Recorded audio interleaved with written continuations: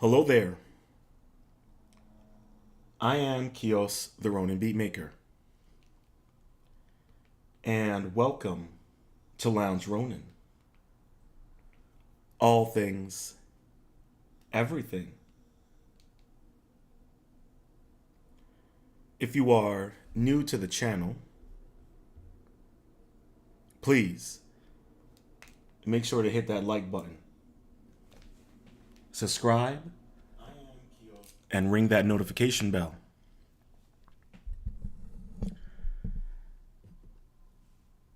And on this episode, we're going to discuss George Lucas versus Disney.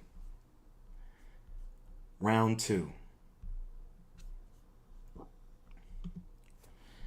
Now, if you caught round 1, you know I basically kind of pretty much just discussed my apathy at the currently with the state of Star Wars. But this time around, I wanted to just check out this 10-minute interview with him. And it was at a recent film festival. And he said some pretty interesting things. I want to do a little dive on it and talk about it. Apologies for those who were probably expecting a episode today of Lounge Rōnin.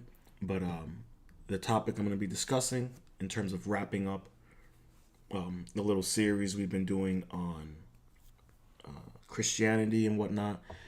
It's going to be a deep dive, and I wanted to take some time to really make sure that episode comes out well. So expect that tomorrow, but I just wanted to give people a heads up over there. And I apologize for my Rumble viewers. I will be uploading a ton of content that I have not uploaded yet, so stay tuned to that. You'll be getting well over a dozen videos within the month, so stay tuned for that. But just wanted to get some of those things out of the way before we get into things. So let's do it. So this article is from IGN. I know people out there have their gripes with IGN. I'm not here to discuss all the merits of IGN. But what I do want to talk about is the 10-minute clip that they have of the interview with George Lucas. Because as some of you probably are well aware of, George Lucas has, been speaking his mind a little bit. And he's been saying some pretty interesting things. So let's get into it. Hi, this is George Lucas, and you're watching Brutes. Hi Gus, I'm so pleased to meet you. I was wondering, in your opinion, as a writer, producer, director, movie lover, what makes a great movie for you? What does it take? Movies are images that move. I'm fascinated and See if I can. No. always been fascinated, especially in the beginning, on the movement of the image. Hi, this is George Lucas, and you're watching Brutes. Hi Gus, I'm so pleased to meet you. I was wondering, in your opinion, as a writer, producer, director, movie lover, what makes a great movie for you? What does it take? Movies are images that move. I'm fascinated and always been fascinated, especially in the beginning, on the movement of the image.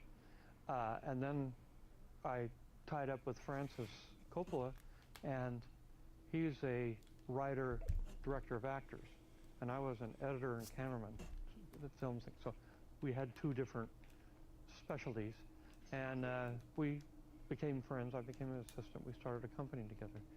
So the idea of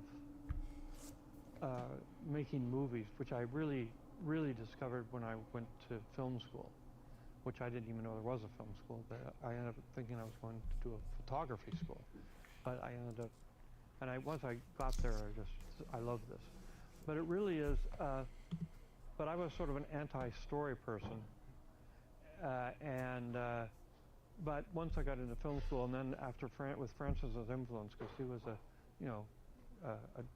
actress, director, and a writer.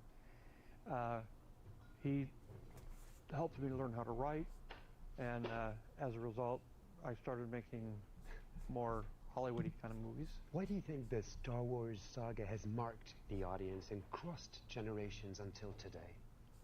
Well, it's about, it was designed as a film for 12-year-olds to say, you're going through puberty, you're very confused, you don't know what's going on, who am I, what am I doing here, what should I do? I just want to pause it right there. So right there, George Lucas says something that's really important, is that, and he has said this in, almost all of his interviews, ever since, Star Wars came out, that, this is for kids. As he's saying right there, it's about, Star Wars is a coming of age story. And I know that when he was working on the original trilogy, he went to a child psychologist and was discussing concerns he had in relation to the character of Darth Vader and how that will affect children as they get older. So, George has always said that Star Wars is for children. And I mean, and I will go as far as to say that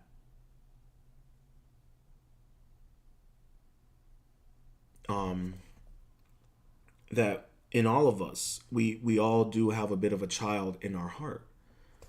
There's a reason why so many people get so excited when Star Wars can come out, when Star Trek, when these things that, light this fire of our childhood innocence, of our childhood exploration, of excitement for life. And I think that's something that's beautiful about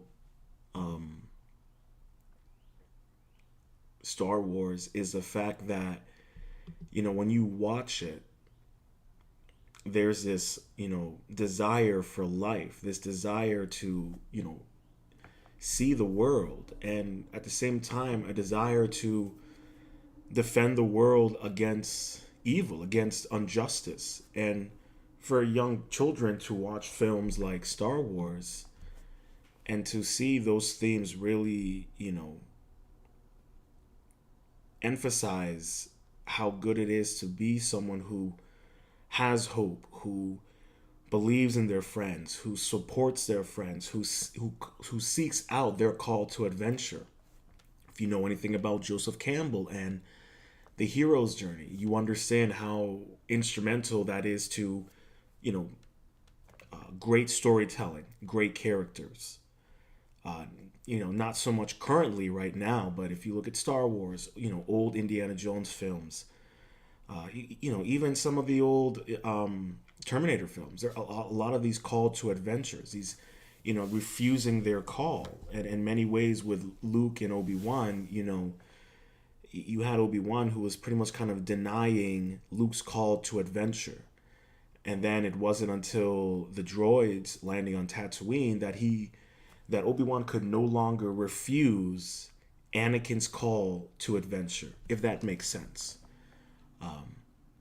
And even as children, like, how many of us as kids were inspired or desired to be something that we saw as children?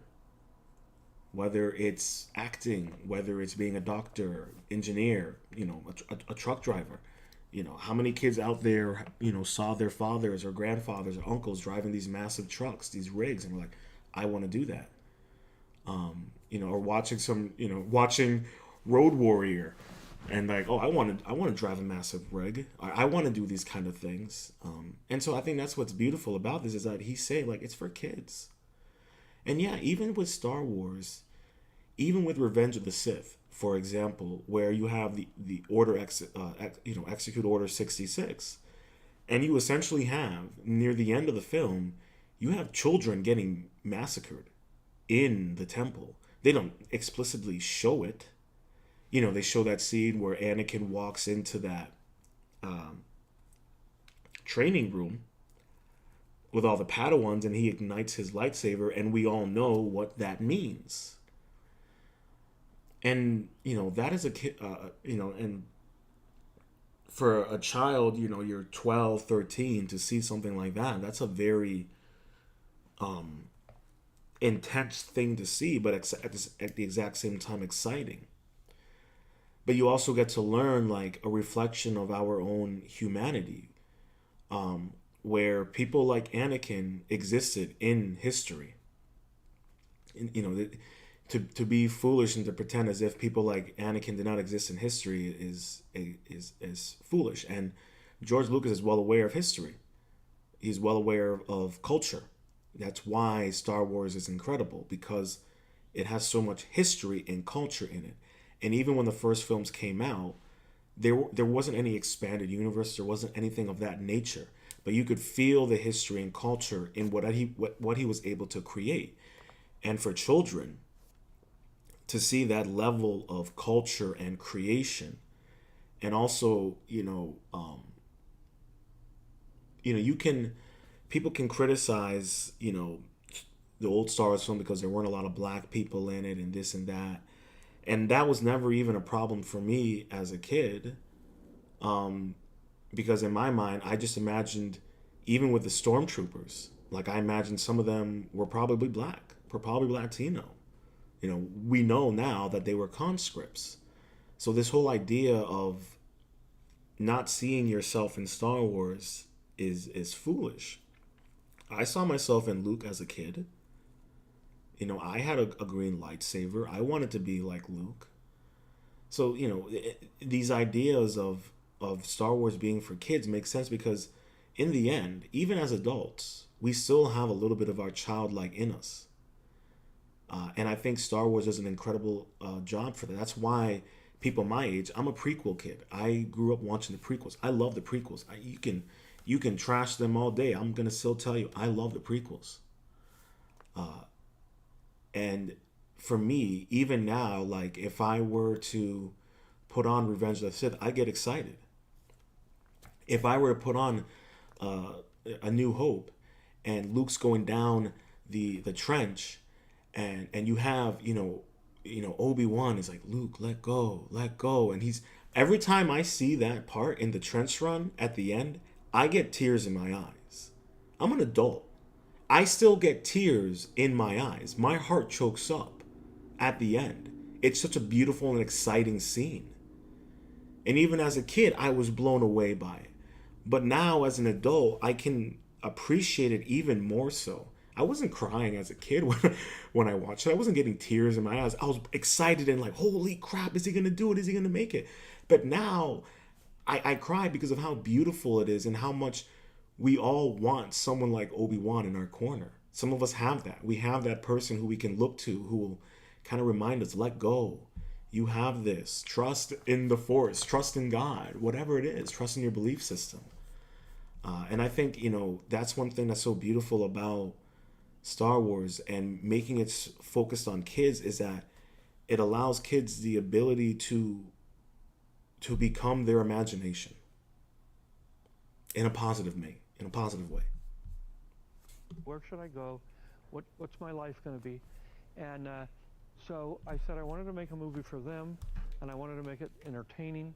And when I was that age, I liked to watch Flash Gordon and Republic serials and that sort of thing. And so I said, well, I'll base it on that, and then I'll plug all this other stuff into it.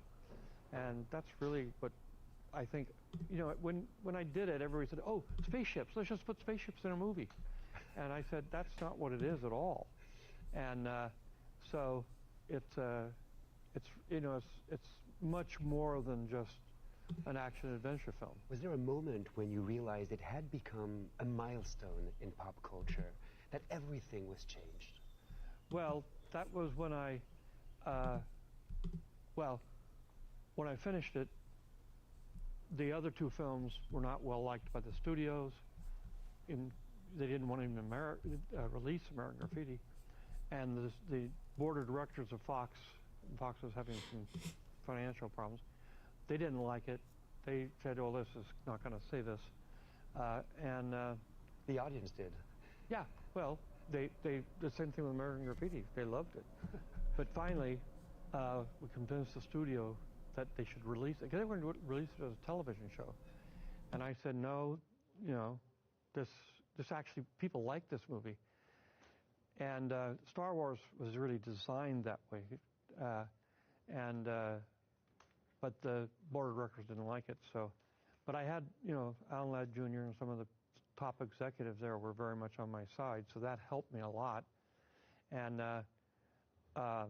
but when it came out, you know, the people were around the block. It was all crazy. And I said to Laddie, Alan Ladd Jr., who was the president of the studio, I said, look, all science fiction films do great in the first week. That's just the way it is. And so let's not worry about it, lines around the block in the first week, because that's just, they just like science fiction films. And, and then I went off to Hawaii to be on the beach, and Steve Spielberg and I sat around and made sandcastles and things. And then I began to read, and some of my friends from the United States called and said, turn on Walter Cronkite tonight, turn on the news. I turned it on, and they did a whole thing about what a phenomenon it was, and that's when I finally realized you remember, it was a big phenomenon. I remember I saw the first trilogy on videotapes and the prequel of the second trilogy in a movie theater, actually the same movie theater in Paris, and it was something. And I'm wondering, if they had existed, do you think you would have released them on a streaming platform, George? I don't know. Streaming is very powerful, and it's great. It's really upped the movie business, because the theatrical movie business we could see the problems, and it was not good. And so everybody was looking to streaming to save it, but nobody knew it would. And that's when Netflix took off. But at that point, I just said, look, I don't know what this is going to be. There's going to be a giant transition in the business. I don't know that much about it, and I sold the company, and I retired, basically. In terms of special effects, animation, sound, you changed the history of cinema. How do you feel about AI, the use of artificial intelligence in this industry today? Well, we've been using it for 25 years. Sure. And it's not AI, but we use all the digital technology, because we pioneered a lot of that, especially at ILM, because for a while they were the only place that was doing digital. But the thing of it is that it's inevitable. I mean, it's like saying, I don't believe these cars are going to work. Let's just stick with the horses. Let's just stick with the horses. Mm-hmm. And you say, yeah, you can say that, but that isn't the way the world works. What will cinema become in 10 years? Same thing as it is now. There's one thing that's really, what happens now, and it happens in streaming probably more than... One thing I think is interesting here is, like, I don't think he would have done streaming. There was recently a guy, a director, and I think he's a writer, who came out and he was commenting about how, because he did the show The House of Usher on Netflix, Midnight Mass, a couple other like horror themed shows, and he was talking about how Netflix would refuse to sell physical copies of his shows, which is just kind of crazy, because that's what Netflix kind of was. You know, you would go to Netflix, you would order a bunch of DVDs for films that you wanted to see. They'd come in the mail, and you watch the films, and you send them back in. You know, and then they eventually transitioned into streaming. But I don't think he would have done streaming. I don't think he would have. I think he would have done it for one film, and then there would have been this weird contract obligation where they couldn't do physical copies, and he would be against it.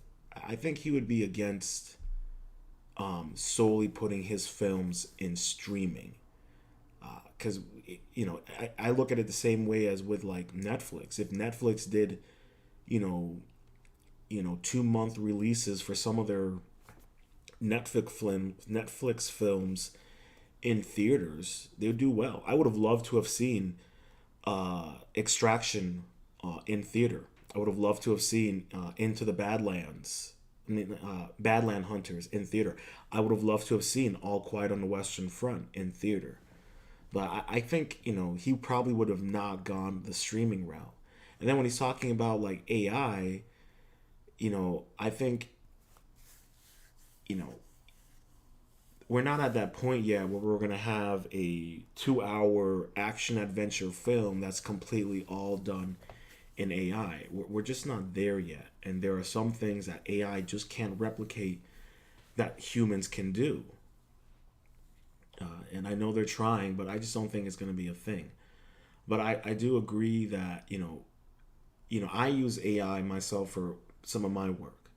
I was a little against it, but then I realized how much easier it makes certain things. And I think that's going to be the case. I don't think AI can't replace creativity, but it can improve functionality and streamlining, and just making everything flow a lot better. That's just my personal feelings on it. Teachers, the same thing. Nobody knows what to do. The stories they're telling are just old movies. Let's do a sequel. Let's do another version of this movie. There's no, and it's not just in movies. There's no originality. That's just what he's saying. He's essentially saying there's no originality in Hollywood. And he's not wrong. There is no originality. You can't find any originality in any of the content anymore that they have now. Look at the state of the Furiosa, the Mad Max. It's over. There's not going to be any more Mad Max films. George Miller, he wanted his love of Mad Max and his world that he created is now over. They're not going to make any more Fury Road films. He talked about that he was going to make a prequel to Mad Max Fury Road starring Mad Max. It's like, well, you should have just made a Mad Max film to begin with. Okay, you wanted to make a sequel to Furiosa and tell her origin. Why didn't you just call it Furiosa, a wasteland story? We all know that it's generally the wasteland. We know these things are there, but I don't this is the problem. There's no originality. Everything is a sequel, is a reboot, is a live action reboot. There's no originality. And when there's no originality, all you're stuck with is just the same formats.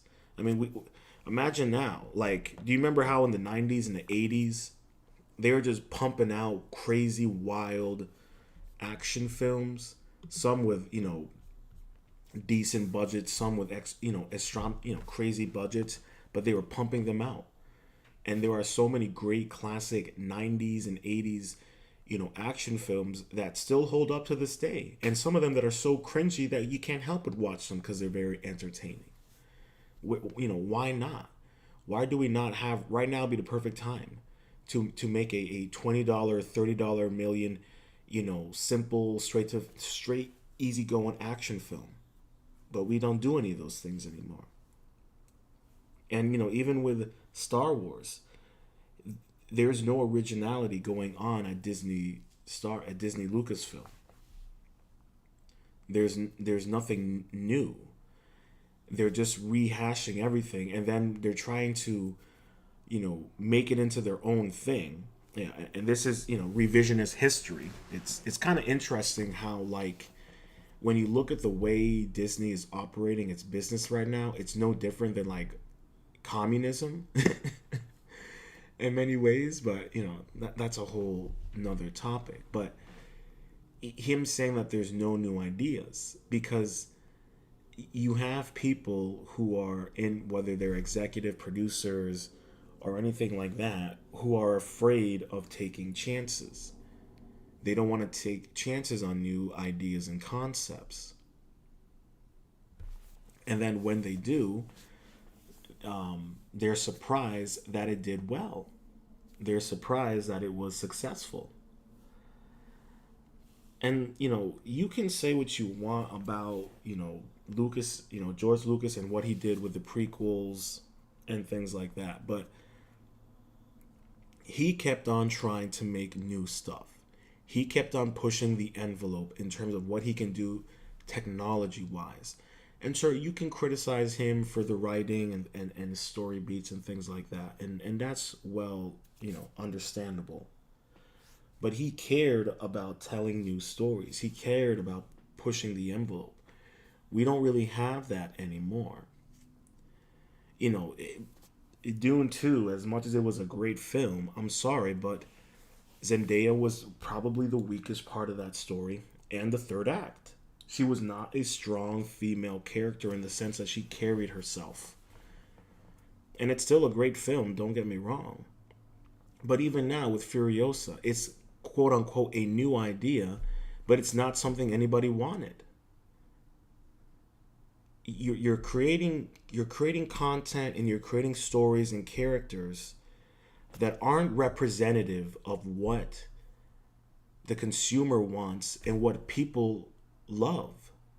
And that's why you're going to continue to get this poor quality of film and television shows. And then every now and then you have something good. For example, how many of you watched Dungeons and Dragons Honor Among Thieves? That was a phenomenal film. It was fun, entertaining. It had a great wholesome story, had a lot of strong family values, a lot of great character moments. That film would have done amazing had they put it out on Father's Day. It was a perfect Father's Day film for young girls out there and older girls out there to bring their dads to go see it. It was a father-daughter film. It was a great film. But you had the producers and directors come out and saying that we emasculated the main characters, we did all this kind of stuff. It blew up. They said all of these stupid things right before the film came out, and the film did poorly. I heard those things and I was like, oh, come on. And then I saw the film and I'm like, wait, why did they say those things? Chris Pine is the completely opposite. He's a strong masculine character. He has moments that are vulnerable, but they fall in line with his character development and growth. And that's the problem nowadays, is that you'll have every now and then a good film that comes out, but then the director or the writer or the actors, they say things that completely diminish any excitement for the films. And then it's also the quality of the films. And I think, George Lucas is well aware of that. He's seeing that there's nothing new coming out. Nothing new. It's all reboots, remakes, rehashes, nothing new. And I think that's his thing of frustration with Hollywood, is that they're not challenging themselves. The writers aren't challenging themselves. The directors aren't challenging themselves. And so you're seeing this lack of quality because there's no need to improve on their capabilities as writers, directors, and producers. Movies, but in almost everything, there's no original thinking. It's And right there, he said it. There's no original thinking. There's no original ideas. There's no original concepts. And that is not only the fault of the studios, but it's also the fault of these writers and directors not taking the time to grow in their abilities as, in their skill sets, but also as human beings. Like, if you want to get better at at your skill sets, you got to get better at being a person. like people just, I saw something, let's do something like that. Yeah. And it's also the way that movies are sold. If you go in and say, I've got something that you've never seen before, that and you don't understand it, it's very hard to get a deal. I mean, you can do it, but it's like this big studios, they don't want that. They want something that is like something they've seen. It's because they don't have an imagination to come up with, to see something that isn't there. I mean, I got Star Wars done mainly because at the same... And there you have it. Lack of imagination. There's no imagination in Hollywood. The heads of studios, they don't have imagination anymore. Maybe if they were, doing lines of coke every couple of hours like they were back in the 80s and 90s, then, maybe we'd have some new ideas. At the same time I was writing the script, I hired an artist to draw pictures of what I was doing because I knew I couldn't describe what it was. It was impossible.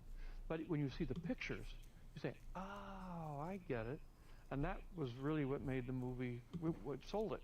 It's interesting because with Steven Spielberg, Francis Ford Coppola, Martin Scorsese, Brian De Palma, you were part of what we call the new Hollywood. Interestingly, Martin Scorsese said he didn't think of Marvel movies as cinema. Do you agree with him? Look, cinema is the art of the moving image. So if the image moves, then it's cinema. You know, and I think Marty's kind of changed his mind a little bit. But, you know,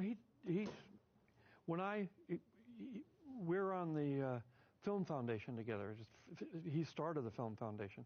But it's directors that got together and say, we're going to try to save a lot of these movies because they're falling apart in warehouses somewhere. So we're going to try to make them, you know, save them so they don't disappear, because of the silent movies, like 80% of them have disappeared. You don't exist anymore. And I said, we got to stop it. So we did. But on that committee, it's like Marty and Christopher Nolan and you know, a lot of directors who wasn't happy that I was helping to pioneer digital cinema. And I was trying to sell digital cinema, and they said, no, that's not movies, that's not movies. But finally, I don't know about Christopher Nolan, but I know that Marty and a lot of the other directors have come around, and now it's almost all digital. And I said, it makes so much more sense. You can do so much more with it. We've been doing it in ILM for 20 years. And everybody said, well, the blacks aren't the same. They can't do. We were intercutting digital visual effects into analog movies. You couldn't tell there was any difference to them. Well, thank you so much, George. Will you make another movie, a very last one? No, I'm retired. The last one I did as a producer was a thing called Strange Magic, which is an animated film. And so I was doing movies that I wanted to do rather than, I was financing them myself. I had my own studio, and I was doing all that stuff. So anyway, now I'm building a museum in Los Angeles. It's keeping me very busy. May the force be with you. Thank you.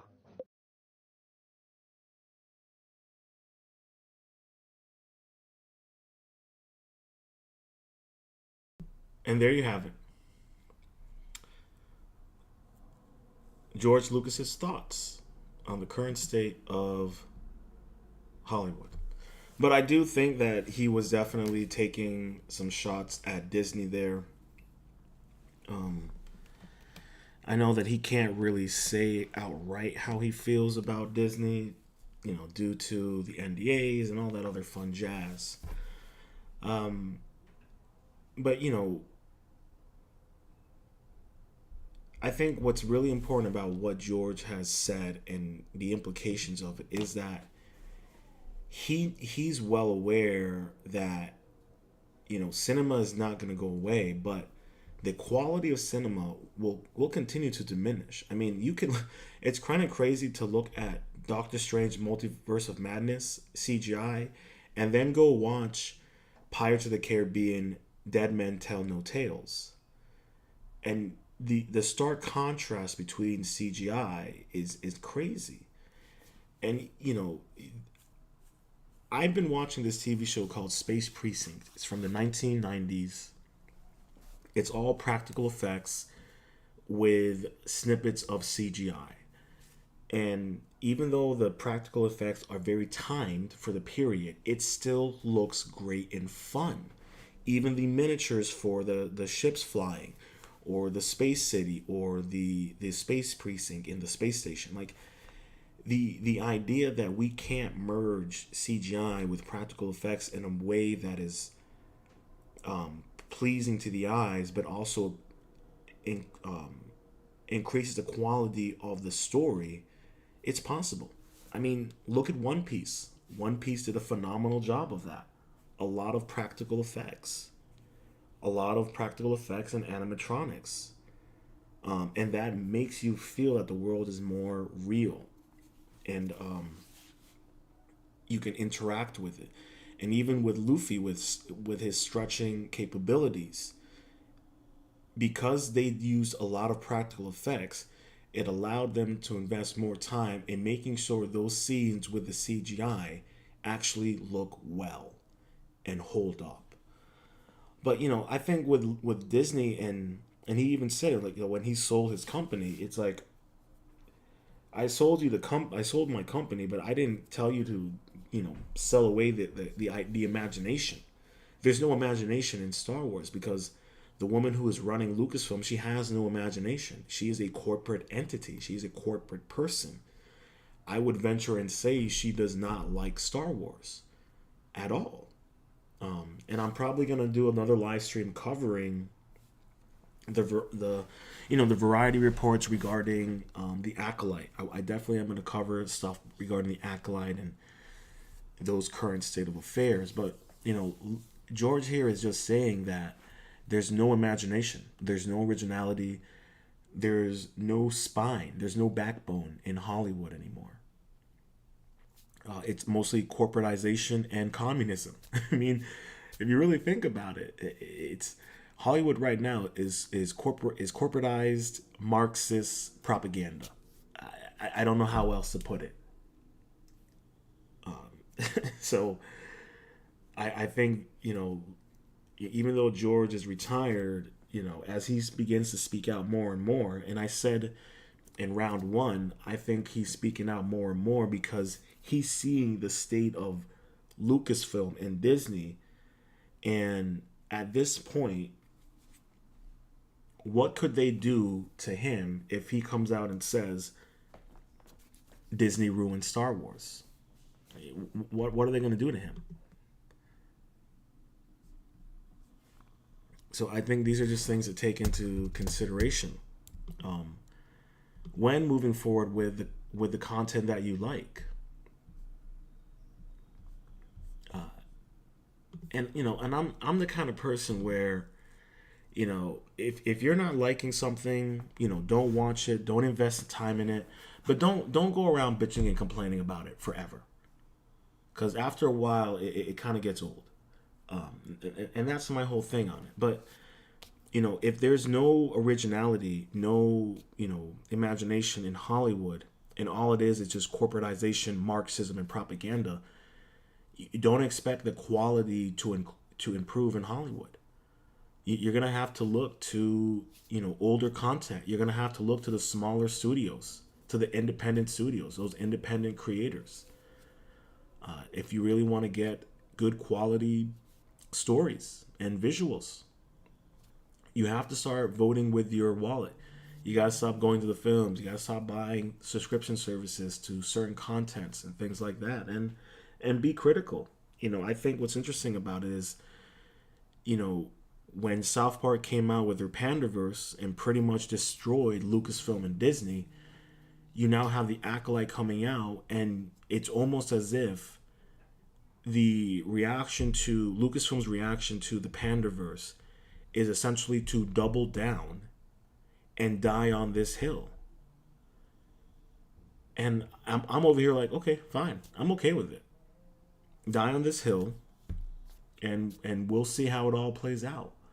But I highly recommend for people out there, like, just watch older content. Go out there and explore different contents. You don't have to invest into, Lucasfilm and Disney and Marvel, because they don't really care about you as a consumer. They don't care about you as a fan. And I'm not trying to sound black-pilled. I'm just trying to explain to you the way they have conducted themselves, and the way they have treated us fans, and the way they treated George Lucas. And from what I've been hearing about rumors about the Acolyte, I am looking forward to what George is going to say after the Acolyte drops, because I guarantee you he's going to say some things. Oh boy. Yeah. Well, may the Force be with you. I hope you enjoyed this episode of Lounge Rōnin. All things, everything. If you have made it this far, please make sure to hit that like button, subscribe, and ring that notification bell. And leave a comment with your thoughts below. what are your thoughts on the state of Disney Star Wars, the future, and if George Lucas will have anything else to say after the new show drops? And please, sprinkle in a little bit of that constructive criticism, as that helps me and the channel grow. And until next time, stay positive, stay focused, stay true,